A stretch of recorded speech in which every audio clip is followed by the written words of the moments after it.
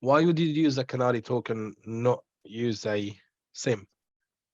I mean, Cost. It's cheaper. It's more flexible. I don't need 20 people. Well, okay, not 20. I'm exaggerating, but you know, a small team can manage a well-structured deployment of Canarytokens. And you know, I'm not saying that I would never use any other tools. I'm just saying, for a lot of people, it's a lot cheaper, right? And they're more flexible. And because I'm placing them where I want, and let's kind of pivot off of Selene a little bit too. You know, a honeypot, when we think of it, we tend to think of deploying an entire operating system somewhere to see what attackers do. But the idea is more flexible than that. It doesn't have to be a whole operating system. It can be a single file, right? Like I can make a file on my desktop that says passwords.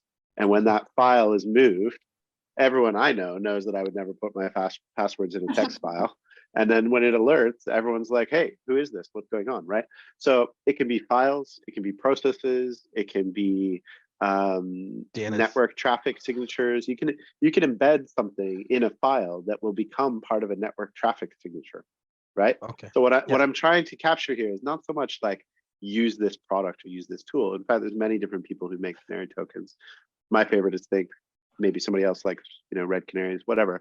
I'm not worried about that. What I'm worried about is how can we flexibly embed things in our own environment so that when something does go wrong, we're more confident that it's malicious and not accidental noise, right?